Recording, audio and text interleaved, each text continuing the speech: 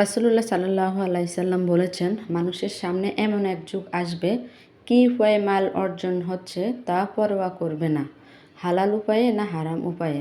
বুখারী আবু হুরায়রা রাদিয়াল্লাহু থেকে বর্ণিত। আসসালামু আলাইকুম, আমি বাংলাদেশি ব্লগার মায়া বলছি ঢাকা থেকে। কে কোথায় থেকে আমার এই ভিডিওটি দেখছেন, আশা করি সকলেই ভালো আছেন। আমি আল্লাহর রহমতে ভালো আছি। আজকে আমি আবার আপনাদেরকে নিয়ে আসলাম সাপ্তাহিক মেলা। আমি এই মেলাতে আজকে আবার গিয়েছি আমার ছেলেকে নিয়ে ঘুরতে, আর টুকিটাকি কিছু কেনার ছিল, ওগুলো কিনছি। তো তাই ভাবলাম আপনাদের সাথে একটু শেয়ার করি আমাদের এই মেলাতে কি কি আছে। ওই দিন তো অনেক কিছুই দেখাতে পারলাম না। এই যে এখানে অনেকগুলো শোপিস আছে, অনেক সুন্দর সুন্দর। আমি আগে কয়েকটা নিয়েছি, যার কারণে এখন আর নিই নাই। আর ফুলগুলো তো একসাথে দেখতে অনেক ভালো লাগে, দেখেন মাশাল্লাহ। আর্টিফিশিয়াল ফুলও যে এত সুন্দর, বা এত ছোটো টবে যে এত সুন্দর ফুল, তা এগুলো দেখলে বোঝা যায়।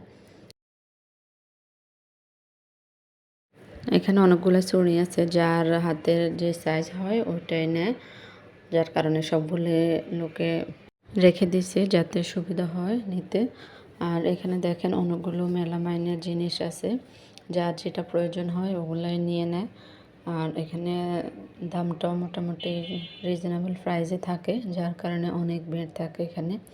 কারণ সংসারে যতগুলো জিনিস ব্যবহার লাগে সব সময়, ওগুলো মানুষ এরকম টুকটাক জিনিস এখান থেকে নিয়ে নেয়। এই যে দেখেন এখানে অনেকগুলো লেস আছে, তারপরে আবার এখানে রাবার, সুতা, চেইন, অনেক কিছু আছে। একটা মেশিনের জন্য যত যাবতীয় জিনিস লাগে সবগুলোই আছে। তো আমি মেলা থেকে চলে আসার পরে দেখেন কি কি জিনিস কিনলাম। একটা বেকিং পাউডার আনছি, কারণ এটা ফ্যান কেক, কেক অনেক কিছুতেই লাগে, যার কারণে নিয়ে আসছি। আর এখানে গ্লাস মোছার একটা লিকুইড নিয়ে আসছি। আর এখানে সুজি আধা কেজি আছে, তারপরে দুধ আছে, আবার ডিম আনছি। এখন ডিম যেহেতু দাম কমছে, তার কারণে আমি 1 ডজনে আনছি। হয়তো সামনে আরও কিছু কমবে, তার কারণে আমি এখন অল্প এনেছি, পরে বেশি করে আনা যাবে। কেউ যদি আমার ভিডিওটা এই পর্যন্ত দেখে থাকেন, প্লিজ একটা লাইক দিয়ে দিবেন। আর যদি কোনো অংশ ভালো লেগে থাকে তাহলে সাবস্ক্রাইব করে দিবেন। আপনাদেরকে অনেক অনুরোধ করছি আমার সাথে থাকার জন্য। তো এখানে আমি এখন এগুলা নিয়ে নিব, যেটা যে জায়গা ওটা ওই জায়গায় রেখে দিব।